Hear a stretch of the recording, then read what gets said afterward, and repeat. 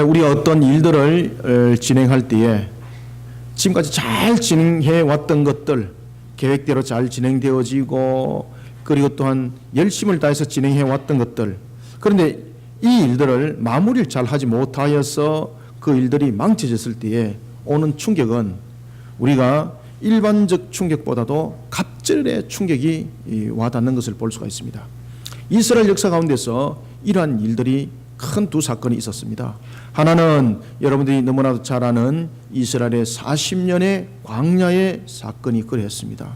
그 40년의 광야의 사건은 그들이 하나님께서 계획하셨던 그 모든 것들을 성취하는 일에 있어 그들의 믿음의 걸음들로 나가면 되는데, 그것이 자신들을 향한 믿음이 불신으로 삭득이 되었고, 그로 인하여서 결국은 가나안의 거민들을 바라보면서 야, 우리는 거기에 가면은 마치 메뚜기 같은 존재가 되기 때문에 그곳에서 우리가 살아나갈 수 없다 라면서 그들은 스스로를 돌이키는 모습이 되었던 것입니다. 그러한 불신이 결국은 자신들을 하여금 끝을 마무리를 잘 하지 못하는 그런 속에 결국은 40년의 징계라는 광야를 걸은가 하면은 오늘 본문에 등장하는 이 사사 시대는 바로 그들에게 약 340년의 그 역사가 그들에게 마치 고통의 세월을 살아가는 것과 같은 그런 길들을 걸어가게 만드는 사건이 벌어지게 되는 것입니다. 우리가 이스라엘의 역사를 우리가 돌이켜보면은 BC 1446년에 그들이 출애굽을 합니다. 그리고 그들이 시내산에서 약 한 1년을 머물고 난 뒤에, 그리고 난 뒤에 40년의 광야를 통해서 이제 그들이 가나안 땅에 정착을 하기 전에 모세가 그 사명을 마무리를 하나님의 은혜 속에 마무리를 하고, 그리고 여호수아가 지도자가 되어서 이제 가나안 정복 전쟁이 일어나게 됩니다. 그런 여호수아가 BC 1390년에 이제 하나님의 부름을 받아서 천국을 가게 됩니다.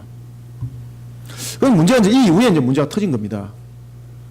우리는 이 가나안 정복 전쟁을 통해서 우리가 하나 깨달아야 될 것이 하나가 있는데, 그것은 뭔가 하면은 이 가나안 정복 전쟁을 통해서 왜 사사 시대가 벌어졌는가라는 것입니다. 이 가나안 정복 전쟁을 통해서 또한 이스라엘의 12지파들이 각 지파별의 기업들을 정복 전쟁을 통해서 분명히 오늘 성경에도 보면은 사사기 1장에 보면은 모두 다 승리를 거두는 것을 볼 수가 있습니다. 그런데 오늘 우리가 읽었던 본문을 보면은 그럼에도 불구하고 뭔가 모르게 그들에게 문제점이 등장하기 시작합니다. 그것은 그들을 쫓아내지 못하였고라는 것입니다. 그래서 어떤 학자가 이런 이야기를 합니다. 그들이 가나안 정복 전쟁을 통해서 정복 전쟁을 벌일 때에 끝까지 하나가 되지 못했기 때문에 12지파가 흩어져서 정복 전쟁을 벌였기 때문에 쫓아내지 못하는 역사가 결과가 나타났습니다 라고 말하지만 그것은 어느 도단입니다. 이 가나안 정복 전쟁은 3단계로 인해서 가나안 정복 전쟁이 일어납니다. 첫 번째는 전체가 연합을 하여서 하나가 되어서 가나안 거점을 확보하는 전투를 벌립니다. 이것은 이스라엘 12지파가 하나가 되어서 움직이도록 합니다. 하나님께서. 그 다음에 제2단계의 가나안 정복 전쟁은 기업의 분배로 통해서 이제 가나안 정복 전쟁들이 일어나게 되는데, 이것이 이제 제3단계로 이어집니다.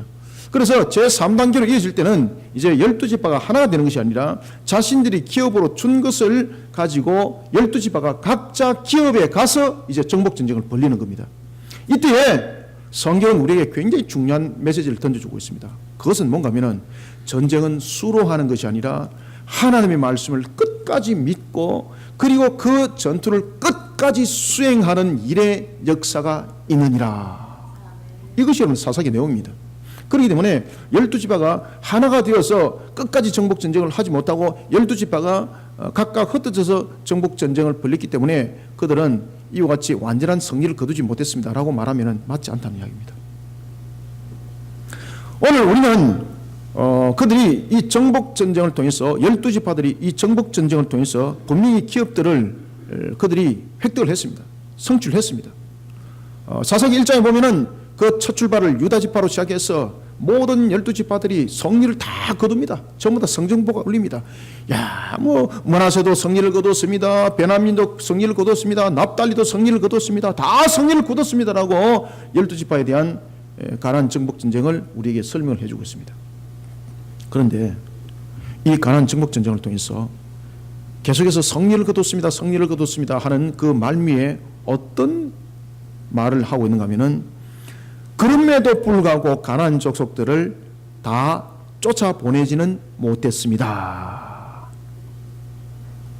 끝을 마무리하지 못했다는 이야기입니다. 그러면은 우리는 오늘 이 내용들을 통해서 왜 그들이 끝까지 이것을 쫓아내지 못하였고 왜 끝마무리를 그렇게 했을까라는 것입니다.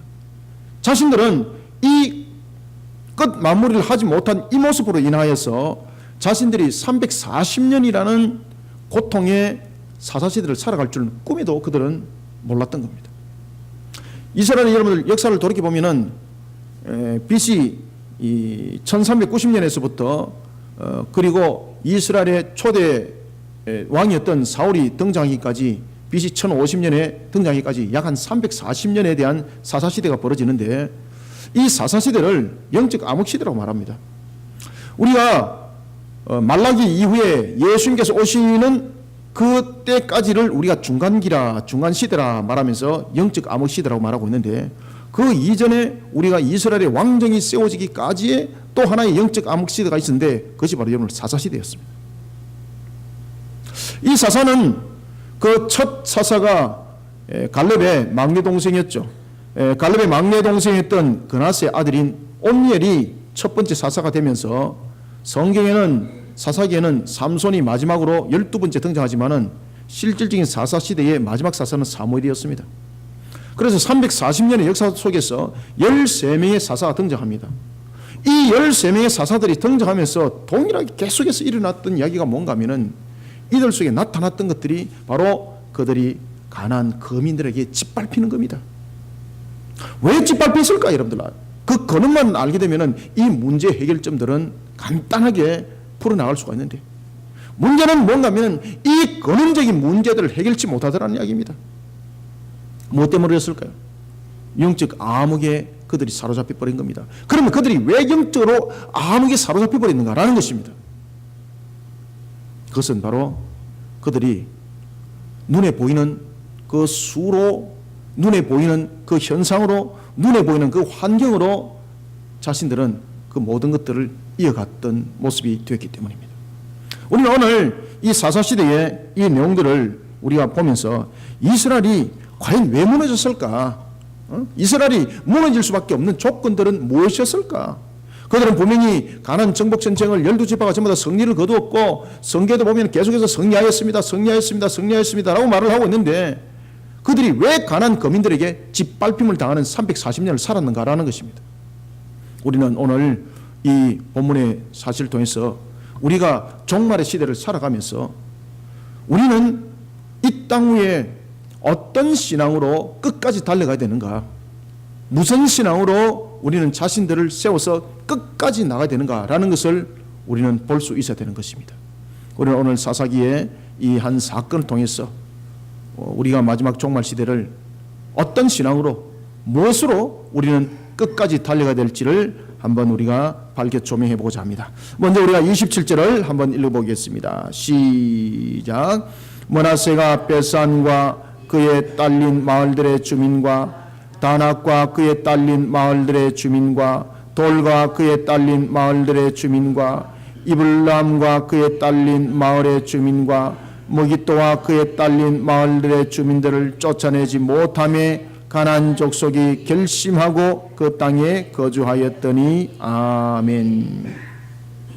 오늘 방금 저와 여러분들이 읽었던 이 본문에 보면은 계속해서 반복되어지고 있는 것들은 뭔가 하면은 분명히 이 므낫세가 등장을 하는데 그가 분명히 그곳을 정복하였습니다 라고 말하고 있는데 마무리는 어떻게 마무리가 되고 있는가 하면은 이렇게 말하고 있습니다. 그 딸린 마을들의 주민들을 쫓아내지 못하매라고 말하고 있습니다. 쫓아내지 못하고. 그러면은 쫓아내지 못했다는 것은 끝마무리를 끝까지 감당하지 못했다는 겁니다. 그런데 하나님께서는 이스라엘 백성들로 하여금 말씀하시기를 너희들이 가나안에 가거들랑 거기에 거주하는 모든 거민들을 모두 다 진멸하고 쫓아보내라고 말하고 있습니다. 그러면은 하나님께서는 왜 그런 말씀을 하셨을까? 우리가 오늘 이 본문을 통해서 우리가 사실들을 한번 확인해보고 밝혀보고 우리가 어떤 신앙으로 끝까지 달려가야 되는가를 보겠습니다. 먼저 첫 번째는 우리가 27절부터 30절인데 여러분들, 주님은 반드시 이 땅에 다시 오십니다. 그날이 우리에게 새하늘과 새 땅이 열리는 날입니다. 그러면 우리는 주님이 다시 오시는 그날 그때를 위해서 우리는 어떻게 달려가야 되는가? 오늘 본문을 참고하셔서 여러분들이 분명하게 우리의 모습과 우리의 방향과 우리의 지표를 반드시 바르게 삼고 바르게 세워나가야 됩니다. 그것은 뭔가 하면은 주님께서는 분명히 가나안 땅에 있는 그 족속들을 분명히 다 쫓아보내라고 그랬습니다. 그러면은 여러분 반드시 기억해야 됩니다. 주님께서 쫓아보내라고 한 것은 우리의 능력 가지고 쫓아보내라는 것이 아닙니다. 믿음을 가지고 너희들이 굳건하게 세워진 상태에서 하나님께서 일으키시는 그 역사를 보고 너희들은 또한 반드시 쫓아보내는 일에 하나님의 사역들을 감당하라는 이야기입니다. 그죠? 그럴 때에 우리에게 필요한 것이 뭔가 하면요, 하나님의 말씀에 순복하는 자세가 되어야 됩니다. 하나님의 말씀에 순복하는 자세가 되고 그 사명에 대해서 하나님이 이 모든 것들을 이루어 주십니다라는 것에 대한 믿음이 분명히 있어야 됩니다. 그러기 위해서는 여러분 무엇이 필요한가 하면요, 성령 충만한 사람이 되어야 됩니다.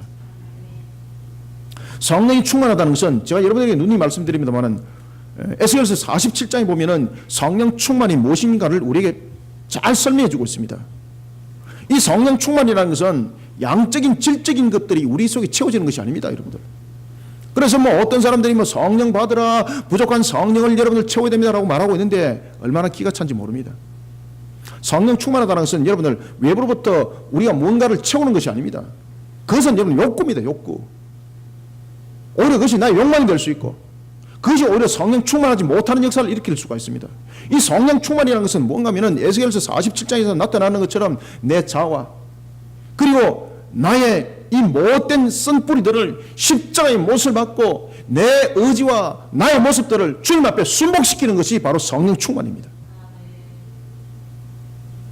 따라서 우리는 오늘 27절부터 30절을 통해서 주님이 다시 오시는 그날까지 성령 충만한 믿음의 선한 삶을 끝까지 이루어가는 십자가 신앙으로 자신을 세워나가야 합니다. 성령 충만한 그런 상태만 있는 것이 아니라 성령 충만한 상태에서 어떻게 해나가야 된다고 여러분들 성경 말씀 우리에게 주고 있습니까?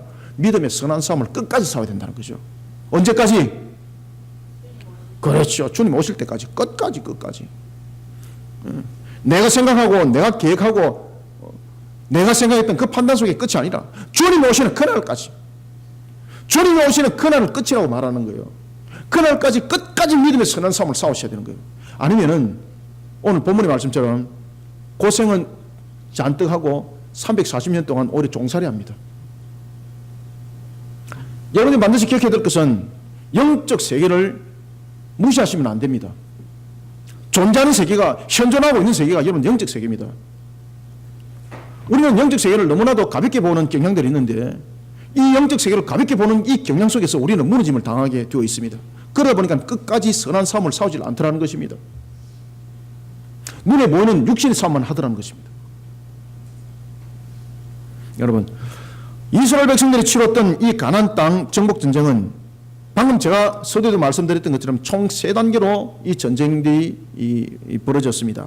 하나는 12지파가 연합을 해서 가나안 땅을 거점을 확보하는 전투가 있었는가 하면 제2단계는 각 지파별로 땅을 분배하게 되는 그런 전투가, 그리고 또 세 번째는 마무리 단계입니다.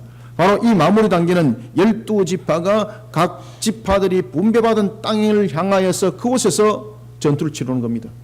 그런데 문제는 이 3단계의 전투 속에는 이미 여호수아가 이제 하나님으로부터 부름을 받아서 천국으로 간 상태에서 이 12지파가 흩어져서 각 지파별로 전투를 벌이게 되는 것입니다.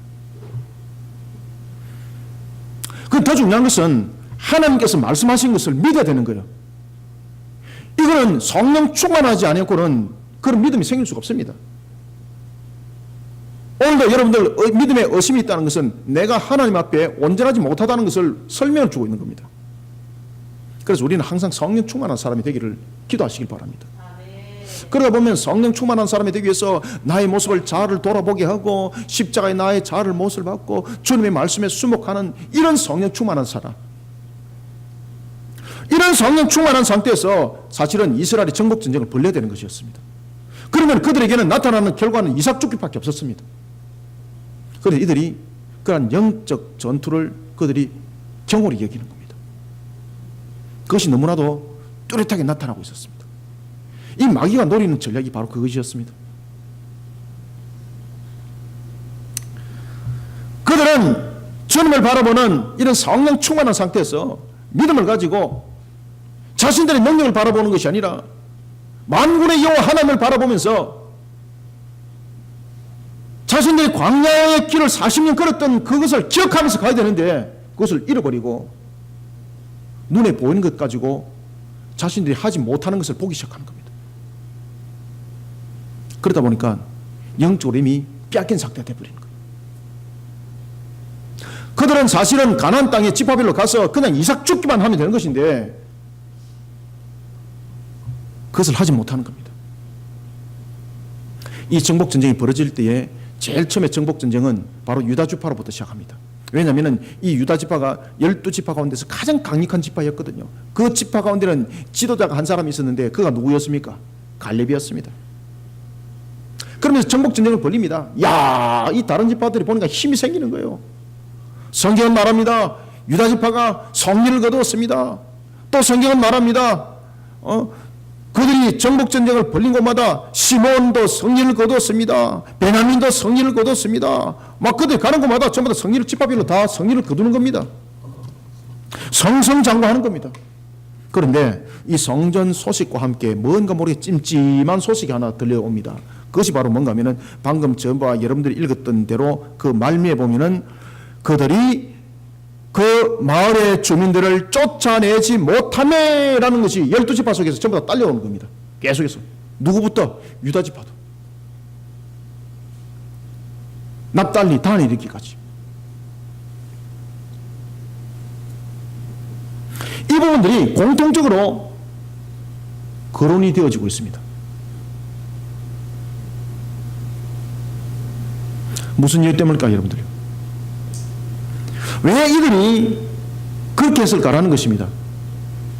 그것은 바로 끝마무리를 잘 하지 못했다는 이야기입니다.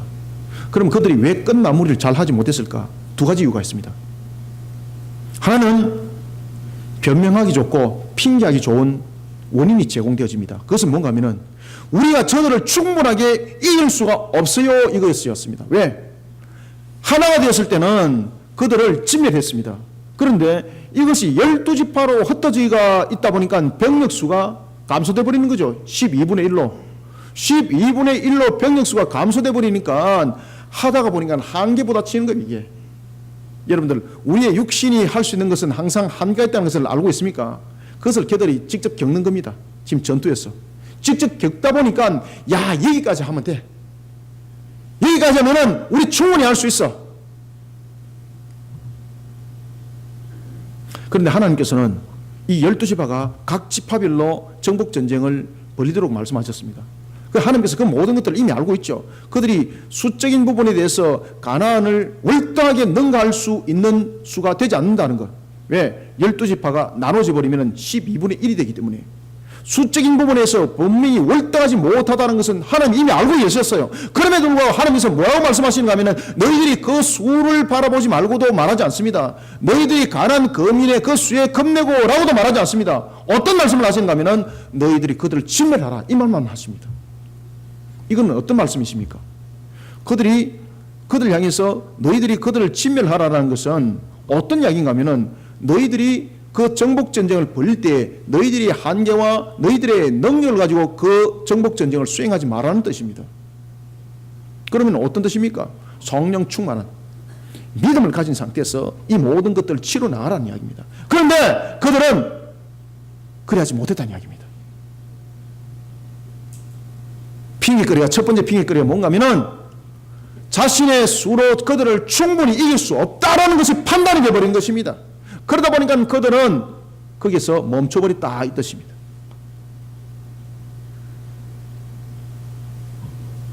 두 번째 이유는 무엇일까요? 두 번째 이유가 가장 큰 이유가 되는 겁니다. 그러다 보니까 그러한 그들이 결정을 내릴 수밖에 없었던 가장 큰 원인은 이 영적 상태부터 일어났던 겁니다. 아시겠습니까? 하나님에 대한, 하나님의 약속에 대한 믿음, 그리고 하나님께서 명령하신 그 명령을 지키겠다는 열의가 부족했기 때문입니다. 믿음이 결여돼 버리고, 그리고 하나님께서 명령하신 그 명령을 내가 반드시 지키겠다는 그 결의가, 그 열의가 부족하기 때문에 멈춰버린 겁니다.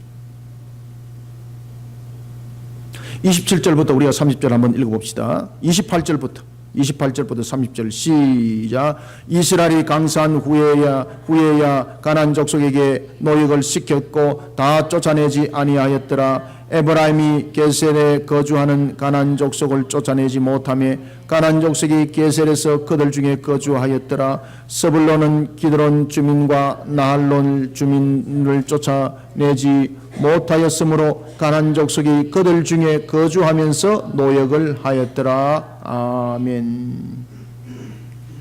여러분, 우리는 신명기 말씀을 주목하셔야 됩니다. 신명기 20장 16절부터 18절에서 하나님께서 뭐라고 말씀하셨는가 하면은 이렇게 말씀하셨습니다. 너희들이 가나안에 가거들랑 그 가나안의 족속들을 진멸하라고 말씀하십니다. 그러면은 어떤 한 측면에서 보면은, 야, 하나님은 전쟁을 좋아하시구나, 하나님은 그저 죽이는 것을 좋아하시구나, 그럴 수가 있나, 사랑의 하나님이라고 말씀하시더만은 이거 무슨 거짓말이네, 이런 분들 이 반론을 제기할 수 있습니다. 맞습니까? 안 맞습니까? 맞아요, 여러분들요. 그런데 여러분 반드시 기억해야 될 것은, 하나님께서 왜 그들을 진멸하라고 말씀하셨는가 하면은 여러분 반드시 기억하시길 바랍니다. 이 가나안 족속들은 그 당시에 사람의 형태의 모습은 가지고 있지만은 그들은 마귀의 추종 세력들이었습니다. 그들이 이 땅에 주류를 이루고 있는 이상은 이 땅에 샬롬이라는 없습니다. 따라서 하나님께서 이 가나안 족속들을 진멸하라는 것은 살인을 저질러라는 것이 아니라 그들 속에 그들을 다스리고 있는, 그들을 지배하고 있는 이 사악한 마귀의 세력들을 전부 다 진멸해 나가라는 이야기입니다. 그래서 신명기가 이런 말을 하고 있습니다. 왜냐하면 그들을 진멸하지 않으면은 그들이 섬기고 있는 그 신, 그 가증한 일을 너희들에게 가르칠 것이다. 문제는 그것을 가르칠 뿐만 아니라 그것을 가르쳐서 너희들로 하여금 여호와 하나님께 범죄하도록 만들 것이다. 아시겠습니까? 그러면 바로 복이 아니라 내 자신이 저주가 되는 거예요. 그러니 그들을 진멸하는 겁니다. 다시 말하면 악의 세력을 진멸하는 거예요. 악의 세력을. 언제까지? 진멸이라는 것은 끝까지 말하는 거예요. 끝까지. 진멸이라는 것은 타협을 말하고 있는 것이 아닙니다. 진멸이라는 것은 끝까지 그렇게 하라는 이야기입니다. 끝까지. 그런데 그들이 끝까지 했다 안 했다? 끝까지 안 했다는 이야기예요. 끝까지 안 했다는 이야기.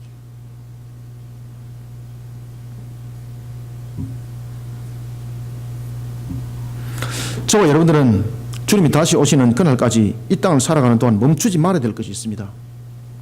그것은 다름이 아니라 사도 바울이 우리에게 너무나도 잘 가르쳐주고 있는 디모데후서 4장 7절의 말씀입니다. 사도 바울은 자신이 이제 죽음의 종착지 왔다는 것을 알고 그는 마치 유수와 같은 마지막 성경을 기록을 합니다. 그것이 바로 디모데후서였습니다. 그는 디모데후서 4장 7절을 기록하면서 이렇게 말하고 있습니다. 나는 믿음의 선한 싸움을 싸워왔습니다. 아멘. 이게 우리에게 던져주는 메시지입니다. 바로 사사기를 통해서 우리에게 던져주는 메시지입니다. 우리는 믿음의 선한 싸움을 자신이 이 땅에 생명을 다하는 그날까지, 주님이 다시 오시는 그날까지 끝까지 싸워야 될 것이 있는데 그것이 믿음의 선한 싸움입니다. 이 믿음의 선한 싸움을 싸우지 못하면은요, 악한 것에 의해서 잡힘을 당하게 되어 있고 악한 것에 있어서 여러분들 잡힘을 먹히게 되어 있습니다. 그래서 사도 바울도 내가 믿음의 선한 싸움을 끝까지 싸워왔다라고 그가 죽음을 눈앞에 두고 그가 우리에게 말해주고 있었던 것입니다. 악한 세력을 향한 믿음의 선한 싸움을 만약에 멈춰버린다면 오늘 본문에 나타나고 있는 이스라엘 12지파의 모습과 같습니다. 이 정도 했으면 됐어. 이제 내가 승리했어. 천만에 여러분들. 마귀가 그것을 노리고 있는 거죠. 이 가나안 족속들을 끝까지 쫓아내지 못했던 이 모습 속에 그들은 340년을 다스림을 받습니다. 비참하게 짓밟힙니다. 여러분, 주님은 곧 오십니다. 주님이 다시 오시는 그날까지 우리는 악한 세력을 향한 믿음의 선한 싸움을 이뤄나가야 되는 것입니다. 목사도 마찬가지고 다 성도들도 마찬가지입니다. 저 또한 여러분들 믿음의 선한 싸움을 싸우지 못하면요, 껍데기는 목사인데 악한 것들에게 사로잡혀서 먹힌 꼴이 되는 것입니다. 믿음의 선한 싸움은 어떻게 싸워야 되는가 하면 성령의 충만한 모습으로 믿음의 선한 싸움을 싸워야 되는 것입니다. 성령 충만한 모습으로서 믿음의 선한 싸움을 싸우지 못하면 내 의지 속에서 믿음의 선한 싸움은 나타나지 않습니다. 분쟁만 일어날 뿐입니다. 싸움만 일어날 뿐이에요, 여러분들요. 아시겠습니까? 우리의 의지를 앞세우면 승리할 것 같지만 더 깊은 분쟁만을 일으킬 뿐입니다. 마귀가 그것을 원하고 있는 거죠. 아주 꿰뚫고 있는 거예요, 그게. 마귀의 모든 권세를 깨뜨린 십자가 신앙으로 싸워야 되는데, 이 십자가 신앙을 어떻게 싸워야 되는가? 성령의 충만한 십자의 신앙으로 싸워 나가시길 바랍니다. 성령의 충만한 우리의 믿음의 신앙으로 믿음의 선한 싸움을 싸워 나가는 십자가 신앙이 되어야 되는 것입니다. 요한복음 19장 30절에서 예수님께서 다 이뤘다라고 십자가 위에서 그저 좋은 말 한번 남기고 싶어서 그렇게 말씀한 것 아닙니다. 우리는 반드시 십자가로 싸워야 됩니다. 왜? 모든 것을 다 이룬 십자가이기 때문에. 그런데 문제는 이 십자가가 사탄이 우리로 하여금 주님께서 다 이루신 이 십자가를 오히려 우리로 하여금 변형되게 만들어버리고 있는데, 그것이 바로 뭔가 하면 성령 충만하지 못한 상태에서 십자가를 들고 싸우는 것입니다. 그것이 대표적인 것이 바로 십자군의 전쟁이었습니다. 아시겠습니까? 십자군의 8차례에 걸쳤던 그 전쟁들이 바로 그런 모습이었습니다. 그러니 원수만 나왔던 거예요. 나중에 십자군 전쟁에 보면 동방교회가 서방교회, 동방교회, 서방교회 싸움이 그 속에 있습니다. 십자군 원정 속에서 또 일어나고.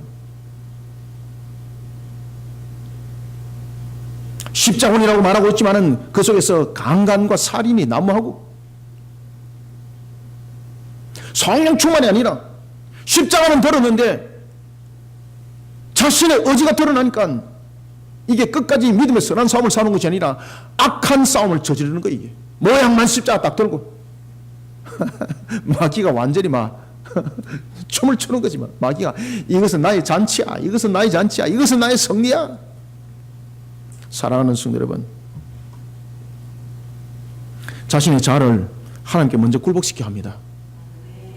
자신의 모습이 먼저 하나님의 완전한 다스림 안에 들어오는 성령 충만한 성도들이 되시길 바랍니다.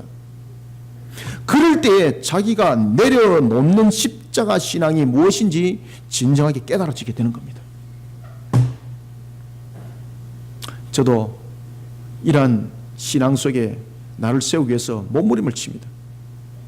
사랑하는 성도 여러분, 주님이 다시 오시는 그날까지 성령의 충만한 믿음의 선한 싸움을 끝까지 이뤄가는 십자가 신앙의 그리스도인들, 성도들이 되기를 소망합니다. 그 다음에 두 번째는 우리가 어떤 끝까지 십자가 신앙으로 우리가 달려가야 되는지 31절을 한번 읽어보겠습니다. 시작. 아셀이 악고 주민과 시돈 주민과 알랍과 악십과 헬바와 아빅과 르홉 주민을 쫓아내지 못하고. 아멘. 계속해서 지금 못 쫓아보냈다는 얘기죠. 그러면은 왜 못 쫓아보냈을까? 첫 번째는 그들이 믿음의 선한 싸움을 끝까지 못 싸웠다는 이야기죠. 그죠? 왜 그렇습니까? 성령 충만한 상태가 아니었기 때문입니다. 그 다음에 두 번째는 무언가 하면요, 그들이 하나님의 말씀을 안 따랐습니다. 우리는 두 번째로 31절부터 32절 통해서 주님이 다시 오시는 그날까지 우리는 어떻게 우리 모습들을 세워 나가야 되는가 하면요, 하나님의 말씀이 결여돼 버리면 안 돼요.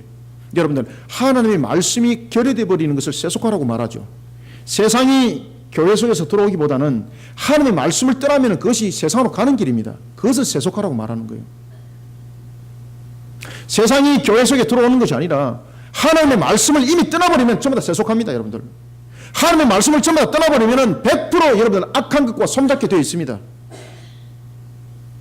그래서 우리는 어떤 모습으로도 하나님의 말씀을 떠나면 안 됩니다. 이 이 사사시대가 왜 문제가 생겼는가 하면 하나님의 말씀을 떠났기 때문에 사사시대가 340년의 짓밟히는 세월을 그들이 암흑시대를 살아갔던 겁니다. 따라서 우리는 31절부터 32절 통해서 두 번째, 하나님의 말씀이 결여되어 버린 그런 세속화를 이루어 죄와 타협하지 않도록 주님이 다시 오시는 그날까지 하나님의 말씀대로 살아가는 십자가 신앙을 끝까지 고수하는 그리스도인들이 되시기를 소망합니다. 하나님께서 가나안 족속을 쫓아내도록 한 것은 하나님의 축복을 누려야 될 그런 이스라엘 백성들이 마귀의 세력에 유혹당하여서 저주의 길을 걷지 않도록 하기 위한 조치였습니다. 그것을 이미 신명기 20장 16절부터 18절 통해서 하나님께서 말씀으로 주었습니다. 심지어 하나님께서는 두 돌판을 통해서 10가지 계명을 통하여 그 내용들을 분명하게 붙들라고 변치 않는 하나님의 말씀이라고, 너희들이 이 말씀 속에서 변하지 말라고, 너희들이 어떤 시대 속에서도 이 말씀 속에 반드시 너희들이 살아가라고 하나님께서 말씀하셨습니다.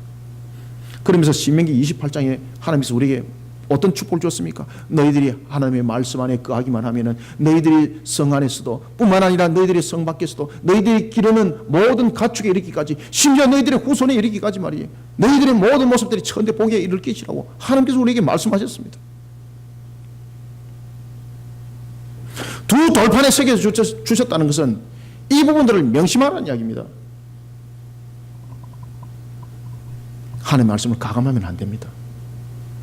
하나님의 말씀을 떠나는 것은 너무나도 쉽게 그 모습들이 변환 속에서 나타났던 것입니다. 하나님의 말씀을 가감하는 것이 곧 세속화죠, 그죠?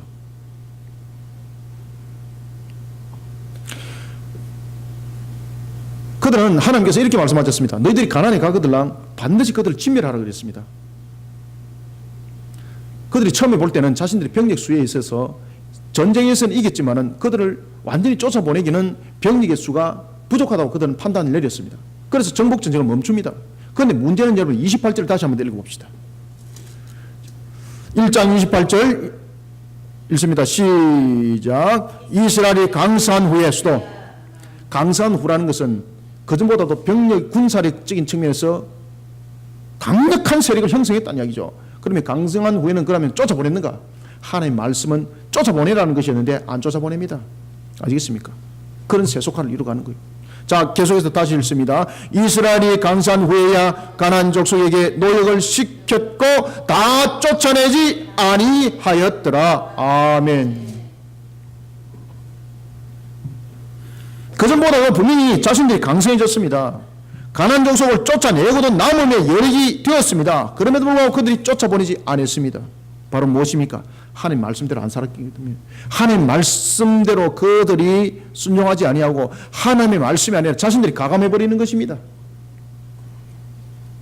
그들은 하나님의 말씀을 가감하면서 이 가감을 하다 보니까 제일 먼저 자신들의 눈이 하나님을 바라보는 것이 아니라 세상 속에 자신의 이익을 바라보게 되었던 것입니다. 그러니 하나님의 말씀을 떠나게 되면 여러분들요, 그것을 세속화라고 말하는데 이 세속화는 결국은 여러분 하나님을 떠나는 세상의 죄와 결탁하게 되어 있습니다. 하나님께서는 분명히 그들을 진멸하라고 했는데 그들은 진멸하지 아니고 일단은 가나안을 정복했습니다. 그리고 그들이 주인이 되었습니다. 강성해졌습니다. 그래도 그들은 쫓아보내지 않습니다. 뭐라고 말하는가 하면 성경은 이렇게 말합니다. 강성해진 후에도 그들은 쫓아보내지 아니고 오히려 그 거민들을 노예로 삼아서 자신들의 도구로 사용했더라 라고 성경은 말하고 있습니다. 세상적인 개념으로 보기 시작했다는 이야기입니다. 세상적인 개념으로 풀이를 해보니까 딱 두 가지가 덕이 있는 겁니다. 왜냐하면 그들을 진멸했을 때는요, 자신들에게 덕이 없다는 거죠.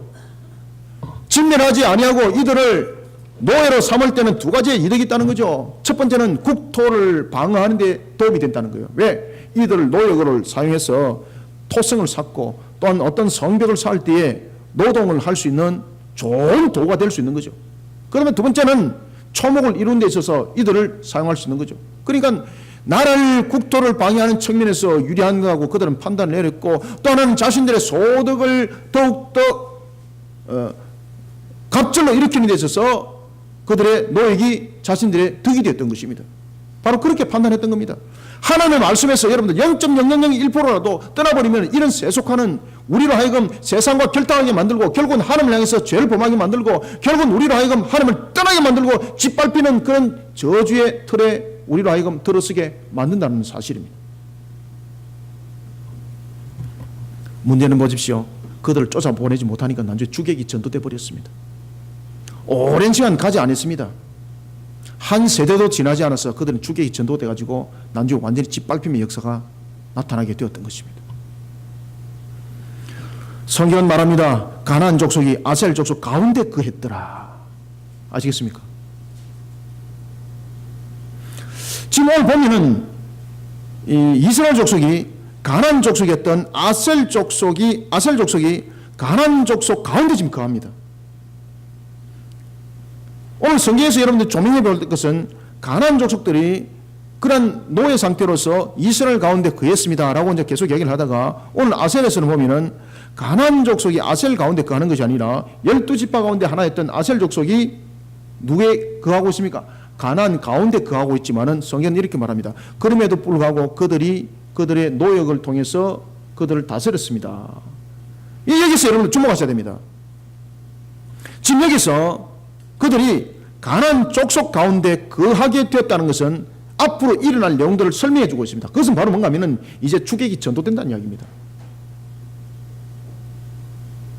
하나님의 말씀을 온전하게 지켜 준행하지 못하다 보니까 그것이 세속화를 이루어버린 겁니다. 그런 세상 속에서 결탁을 딱 맺어버리니까 나중에 어떤 모습이 되는가 하면 내가 세상 가운데 거하는 모습이 되어버린 겁니다. 그러니까 세상을 다스리는 것이 아니라 내가 세상의 다스림을 당하게 됐던 것입니다. 하나님은 우리에게 세상을 다스리라고 우리에게 왕권을 줬습니다. 하나님은 우리에게 세상을 다스리라고 삼중 직분을 줬습니다. 그런데 우리가 세상의 다스림을 받습니다. 하나님은 영적으로 교회가 세상을 이끌어가라고 말하고 있습니다. 그런데 지금의 교회 현실을 보니까 교회가 세상의 다스림을 받고 있습니다. 이거 어쩌된 형벌입니까? 마치 사사시대 같지 않습니까? 왜 이런 일들이 벌어졌습니까? 우리가 하나님의 말씀을 떠난 세속화 속에 빠져버렸기 때문입니다. 바로 한국 교회가 그랬고 지금 이 땅 위에 세상의 교회들이 지금 그렇게 되어버렸습니다. 그러니까 교회가 영향이 있는 것이 아니라 교회가 세상의 지배를 받는 겁니다. 원래 교회는 세상을 다스리는 겁니다.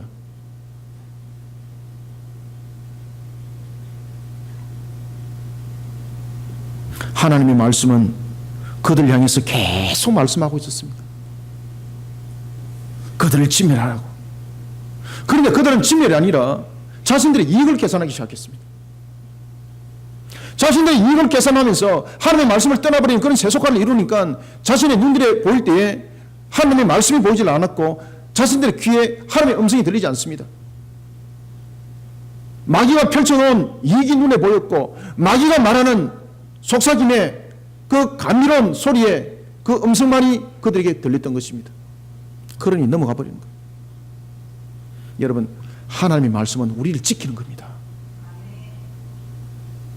여러분들, 하나님의 말씀을 지키는 것이 힘들 것 같습니까? 절대 그렇지 않습니다. 하나님이 만약에 하나님의 말씀을 지키는 것이 우리가 너무나도 힘들고 어려운 것 같으면 하나님은 나쁘신 분이에요. 왜? 우리가 감당할 수 없는 것 지키라는 것이니까.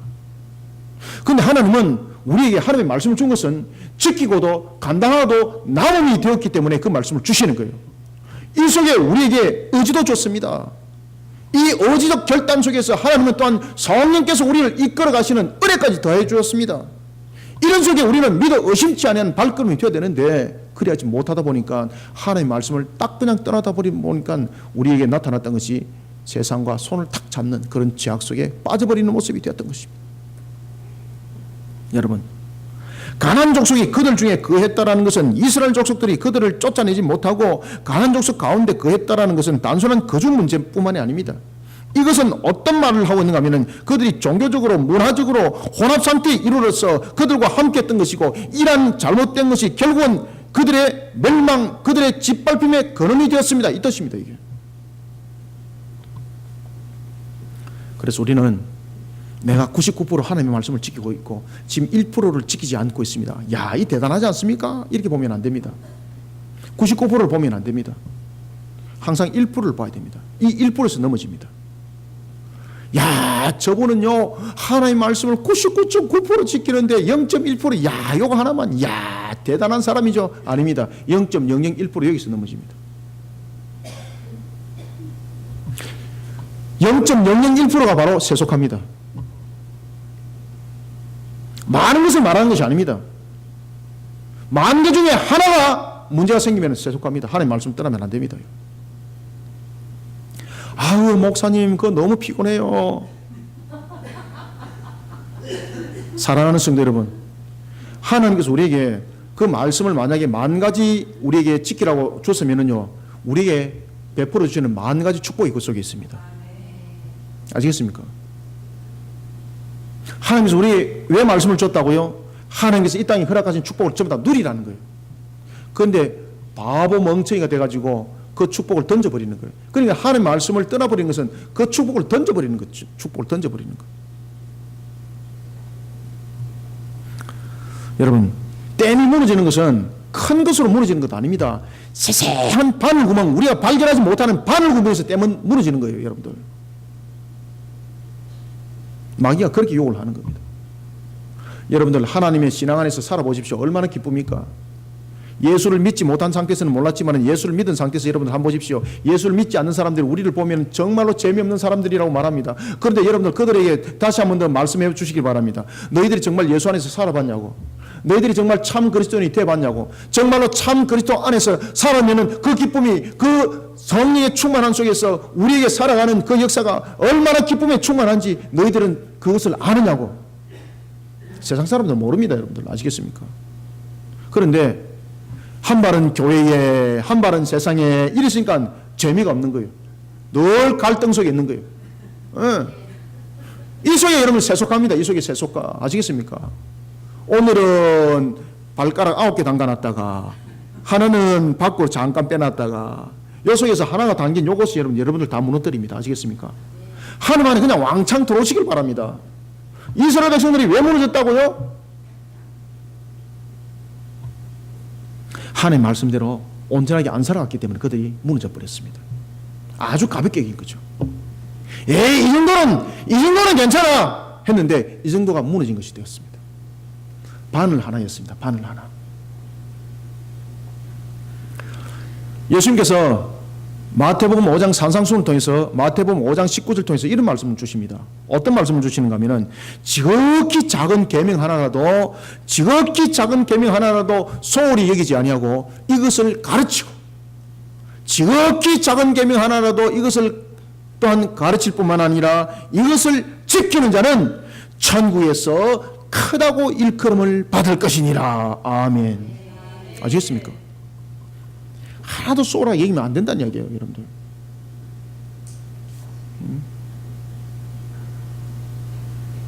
오늘은 주님을 붙드는 손인데 내일은 세상을 붙드는 손이 되어버리고, 오늘 한 시간은 주님을 온전히 붙들었다가 교회 밖에 나가면 세상을 온전히 붙드는, 우리는 여러분 세상에 속하여서 사는 사람들은 많습니다.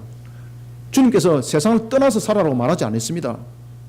우리는 이미 세상에 거하고 있습니다. 그런데 하나님께서 우리에게 세상을 거할 때에 어떻게 우리가 축복의 중심에 서야 된다는 것을 이미 가르쳐 줬습니다. 진멸하라 그랬습니다. 쫓아보내라 그랬습니다. 쫓아보내라는 것은 세상 사람들과 관계 끊으라는 것 아닙니다, 여러분들.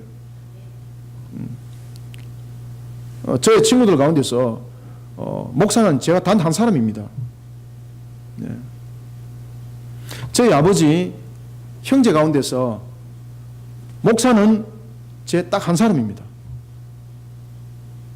얼마나 여러분들 우상이 여러분들 판을 치는 그런 집안인가 대충 아시겠죠? 누가 보겠는가 아십니까? 믿음 속에 온전히 하나님의 말씀대로 온전히 거하는 자가 참복을 누리는 것을 믿으시길 바랍니다. 이걸 믿어 의심치 말으시기 바랍니다. 이것을 믿어 의심치 아니하고 이것을 가지고 세상 속에서 하나님의 말씀을 99.9%는 내가 믿고 오늘 잠깐 갔다가 오면 되겠지. 여러분들 그 속에서 여러분 퐁당 빠지고 그 속에서 여러분들은 오늘 사사기의 모습 속에서 이스라엘이 되는 겁니다. 성경 말합니다. 지극히 작은 것 가운데 하나라도 소홀하게 여기지 마라. 그것을 가르치라. 그리고 그것을 지키는 자가 천국에서 크다고 일컬음을 받으리라. 사랑하는 성도 여러분, 하나님의 말씀을 소리 여기는 세속가는 필시 죄와 타협하게 되어 있습니다. 말씀대로 살아가기를 몸부림치는 그러한 십자가 신앙은 하나님께서 무너뜨려 있도록 내버려두지 않습니다. 우리는 몸부림을 쳐야 돼요, 여러분들. 몸부림을. 오늘도 주님이 다시 오시는 그날까지 하나님의 말씀 안에서 살아가기를 몸부림을 치는 십자가 신앙으로 끝까지 자신을 세워나가는 그리스도인들이 되기를 소원합니다. 그 다음에 세 번째 우리가 33절을 한번 읽어보겠습니다. 시작. 납달리는 베셈에서 주민과 베다나 주민을 쫓아내지 못하고 그 땅의 주민 가나안 족속 가운데 거주하였으나 베셈에서와 베다나 주민들이 그들에게 노역을 하였더라. 아멘. 세 번째는 오늘 본문이 나타나고 있는 바로 베세메스와 베다낫입니다. 이 베세메스와 이 베다낫은 어떤 곳인가 하면요, 이 우상 숭배의 거점이었습니다. 거점. 그러면 이곳에는 무엇이 있었는가 하면요, 우상의 정각들만 있는 것이 아니라 우상의 문화가 파묻히고 있었습니다. 우리 한국 교회 속에서 가장 여러분들 우리가 가깝게 우상의 문화와 친숙한 속에 있는 것 가운데 두 가지가 있는데, 하나는 먹는 음식의 문화고 두 번째는 건강관리에 대한 문화들입니다. 교회가 다른 날에는 팥죽 안 끓여 먹다가 꼭 동짓날 되는 주일날 그때 광고합니다. 오늘 팥죽을 끓였습니다. 여러분, 팥죽이 뭡니까 이거? 예? 귀신을 쫓아보내는 문화 아닙니까 이거? 우상 숭배 문화. 교회가 왜 거짓합니까? 그 속에서 끝난 겁니다, 여러분들. 그 교회 목사 설교 아무리 잘해도 필요 없습니다. 가짜입니다, 가짜. 그 다음에 또 하나, 건강을 지키는 건 좋습니다. 그런데 왜 교회에서 요가 하느냐고요? 요가가 무엇입니까?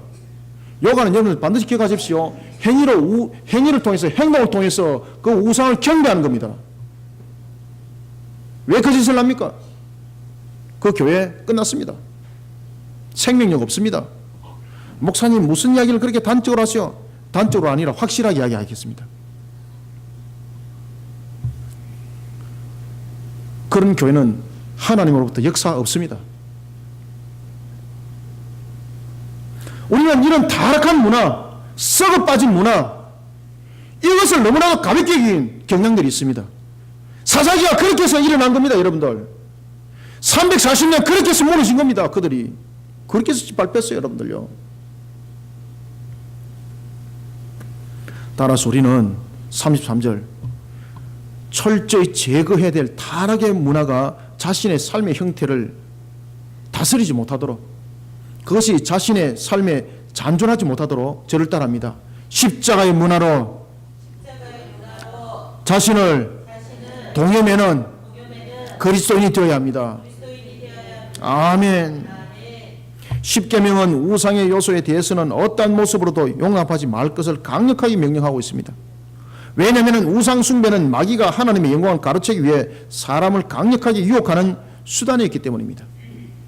가나안 땅 가운데서도 그 지역을 대표하는 우상의 성지와도 같은 베세메스와 베나다, 이스라엘 백성들은 우상의 정락들만 파괴하고 몰아내야 될 것이 아니라 그 속에 있는 모판과 같은 그 거점 속에서 일어나고 있는 이 우상의 문화들도 함께 쓸어내야 되는 것이었습니다. 그런데 그들은 그것을 받아들입니다. 놀랄 사실은 납달리 지파가 그것을 용납했다는 것은 납달리 지파만이 아닙니다. 이스라엘의 전체 모습이었습니다.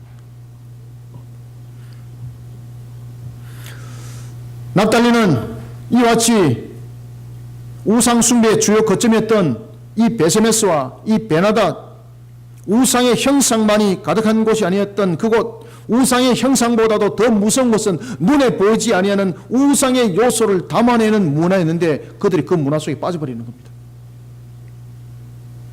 심지어 여러분들 보시면은 우상의 신을 향한 예배 가운데 음행하는 문화가 있습니다. 그런데 그 문화는 말 그대로 풍요를 일으키는 것이었습니다. 그죠? 바알과 아세라에 관한 풍요를 일으키는 것이었습니다. 이 바알과 아세라 신 속에서 일어난 이 음행을 하게 되면은요, 자녀들이 번성하게 되고, 그 다음에 자신들의 고개, 고가는 가득 채워지는 풍요의 역사가 일어난다는 거예요. 얼마나 이게 여러분들 그 문화가 자신들에게 꽃감처럼 달겠습니까? 그러다 보니까 이들이 이런 가난 문화에 젖어들어가지고 스스로의 음행을 하나의 문화로 받아들이고 그것을 하나의 용납으로 받아들이려는 것입니다. 그 속에 그들은 무너져 버렸습니다. 결국은 스스로 진노의 포도주를 마시고 만 것이었습니다. 여러분, 사사기 2장 2절을 한번 읽어봅시다. 자, 시작. 너희는 이 땅의 주민과 언약을 맺지 말며 그들의 제단을 헐라 하였거늘 너희가 내 목소리를 듣지 아니하였으니 어찌하여 그리하였느냐. 아멘. 아시겠습니까? 어찌하여 너희들이 그리했느냐 이 말이에요. 어찌하여 내가 철저히 그렇게 하지 말라고 했거늘 너희들이 어찌하여 그렇게 했느냐. 우상의 정각만 무너뜨리는 것이 아니라 그들이 가지고 있는 그 문화를 전부 다 그 속에서 그들이 썰어버려야 되는 것이었습니다. 이 교회가 여러분들요, 교회가 우리가 뭔가를 할 때에는 이것이 정말로 우상적인 요소가 있는지 없는지 확실하게 여러분들 알고 교인들을 가르치고 인도해야 되는 것입니다. 아, 이게 세상에서 유행하고 있어요 라고 말하면서 요가 가르치고 앉아가 있고, 아이고 여러분들 우리 민족의 전통의 날입니다. 동짓줄입니다. 여러분들 팥죽을 끓였습니다. 맛있게 드십시오. 여러분들 곧 있으면 동짓달 되죠?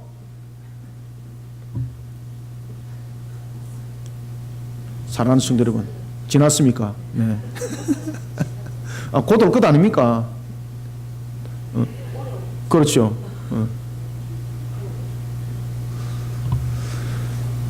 오늘도 본문 속에서 우리 주는 말씀 보기 보면은 사사기 2장 3절이 이렇게 말합니다. 그런 너희들을 하나님께서 어떻게 하시는가?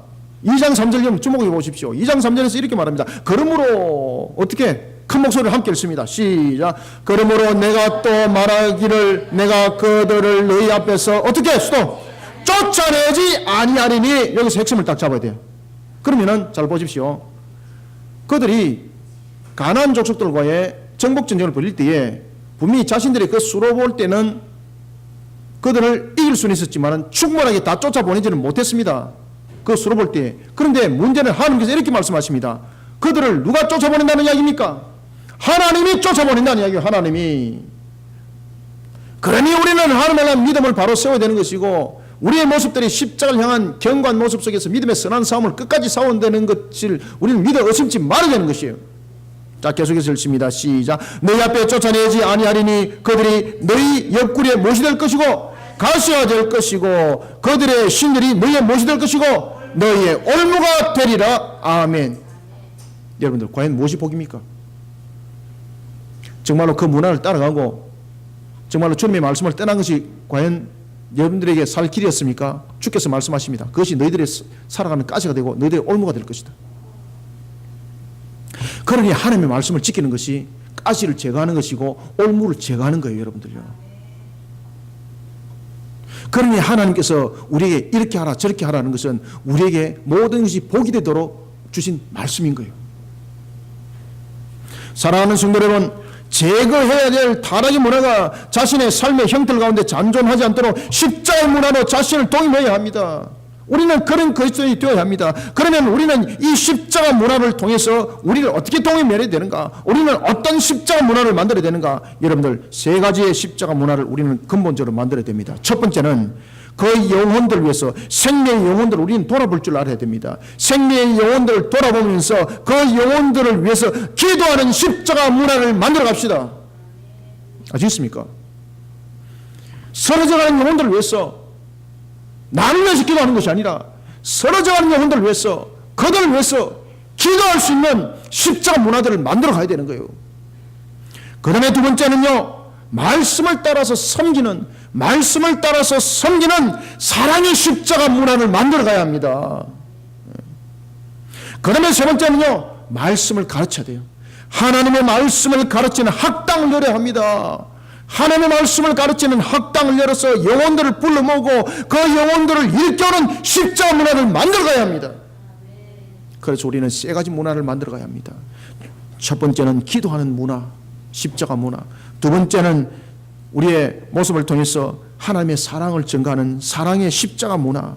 그 다음에 세 번째는 말씀을 가르치고 일깨우는 그런 학당을 만들어간 문화, 이 세 가지 십자가 문화를 우리는 만들어가서 악한 것들이 어떤 관계 속에서도 우리를 지배하고 다스리지 못하는 그런 정신세계를 만들어가야 되는 것입니다. 여러분, 육신은요 정신을 다스리지 못해요. 영이 육신을 다스려요. 여러분들요, 여러분 보십시오. 손에 문에 손가락이 끼었습니다. 얼마나 아파, 그죠? 얼마나 아파요. 이거는 고통이죠. 고통으로 끝나는 거예요. 그런데 영이 병들어 버리면요 소리 없이 영육간에 죽음이 일어납니다. 내가 썩는 줄도 몰라요. 여러분들 아시겠습니까? 내가 팔다리가 잘리는 줄도 모르고 그냥 살아가는 거예요. 여러분들 무서운 거예요. 그것이 문화입니다. 문화. 앞으로 제3차 종교전쟁들이 일어나게 되어 있습니다. 저와 여러분들은 십자가 문화를 만들어야 합니다. 이것이 우리의 사명입니다. 오늘도 우리는 끝까지 십자가 신앙으로 달려가는 속에 오늘도 주님이 오시는 그날까지 이 모든 사명들을 하나님의 주신 능력으로 잘 감당해 나가는 저와 여러분들이 다 되시기를 소망합니다. 말씀을 믿겠습니다. 이스라엘의 12지파가 가나안 족속을 쫓아내지 못한 것은 12지파가 하나가 되었을 때와는 달리 각 지파별로 임한 정복 전쟁의 현실적인 측면을 볼 때는 맞는 말인지도 모릅니다. 그러나 그것은 핑계에 불과한 것입니다. 왜냐하면 그 내면에는 하나님의 약속에 대한 믿음의 불신과 그 불신뿐만 아니라 하나님의 명령을 끝까지 지키고자 하는 열의가 부족했기 때문입니다. 그런 마음을 누가 꿰뚫어 봅니까? 마귀가 꿰뚫어 봤다는 이야기죠. 마귀가 타협의 선을 제시합니다. 너의 이익을 추구해라. 너의 이익을 추구해라. 종교행위, 신앙행위 그 정도만 하면 돼. 너의 이익을 추구해. 무엇이 우선인지 똑바로 직시할 줄 알아야 되지 라고 마귀가 유혹을 하고 있습니다. 사랑하는 성도 여러분, 십자가로 이기시길 바랍니다. 우리는 주님이 이 땅에 다시 오시는 그날까지 믿음의 선한 삶을 끝까지 이루어가는 십자가 신앙으로 자신을 세워나가지 않으면 가나안 땅을 정복하고도 그들에 의해서 오히려 340년 동안 침략당하고 다스림을 받았던 그런 고통의 세월을 살았던 사사시대를 살아가게 됩니다. 마귀가 어떤 모습으로도 감당할 수 없는 십자가 신앙으로 믿음의 선한 싸움을 주님이 오시는 그날까지 끝까지 치러나가는 참 십자가 군병이 되어서 하나님께 영광이 되는 걸음을 걸어가는 우리 모든 성도들이 되시기를 주님의 이름으로 축원합니다. 살아계신 아버지 하나님, 주께서 오늘도 우리에게 주신 말씀 감사합니다. 하늘의 문을 열어주시고 은혜의 담비를 부어주시옵소서. 오늘도 우리가 끝까지 십자가의 신앙으로 주님의 영광의 걸음을 걷기를 원합니다. 오늘도 우리가 믿음의 선한 싸움을 끝까지 싸워나갈 때에 우리에게 무엇보다도 성령 충만한 사람으로 믿음의 선한 싸움을 살아가게 하여 주옵소서. 성령 충만한 것이 질적으로 양적인 것이 아니라 오늘도 내 자를 십자가에 동임하고 하나님의 말씀을 지켜 준행한 속에 오늘도 그런 속에 성령 충만한 삶이 되어 믿음의 선한 삶을 끝까지 싸워나가게 하여 주옵소서. 오늘도 주님께서 주신 말씀대로 우리가 십자가로서 일었을 때에 내 자와 내 능력이 아니라 온전히 주님께서 모든 것을 이루어질 줄 믿고 달려가는 그리스도인이 되기를 원합니다. 우리의 삶의 모든 형태를 십자가로 동임하는 문화를 만들어가게 하여 주시옵소서. 주께서 또한 우리를 통하여 일으켜 세우신 모든 역사함이 하나님께 영광이 되며 나가기를 원한 속에 우리 성도들이 은혜를 구하오니 오늘도 주신 말씀이 하늘의 문이 열리는 역사 되게 하여 주시옵소서. 오늘도 마지막 종말의 때를 살아가는 우리 성도들이 십자가의 군병으로 달려가는 걸음 속에 나의 자간이나 주님의 영광의 걸음을 걷게 해주시고 끝까지 십자가의 신앙으로 달려갈 때 우리의 선한 삶을 통하여 하나님 결실 맺게 하여 주시옵소서. 아버지여, 오늘도 주께서 주신 말씀으로 우리가 달려갈 때 하나님께서 은혜를 다사 우리 성도의 생업터 위에는 복된 소낙비가 열매로 응답받게 하여 주시고 주님의 거룩한 산역사에 걸으면 더욱더 힘있게 하시고 능력있게 하여 동력을 이루는 하나님의 놀라운 역사도 함께 일어나게 도와주시옵소서. 아버지여, 오늘도 우리를 일으켜 세워주옵소서. 주님의 영광을 위해서 달려갈 때 세상이 감당하지 못하는 십자가 신앙으로 주님의 사랑을 또한 더럽히며 달려가기를 원합니다. 오늘도 주께서 우리의 영을 새롭게 하여 주옵소서. 진정한 십자가의 군병이 되어 십자가의 신앙으로 하나님 앞에 엎드리며 나가고자 하오니 우리를 일으켜 세워 달려가게 도와주시옵소서. 예수님의 이름으로 기도드립나이다. 아멘.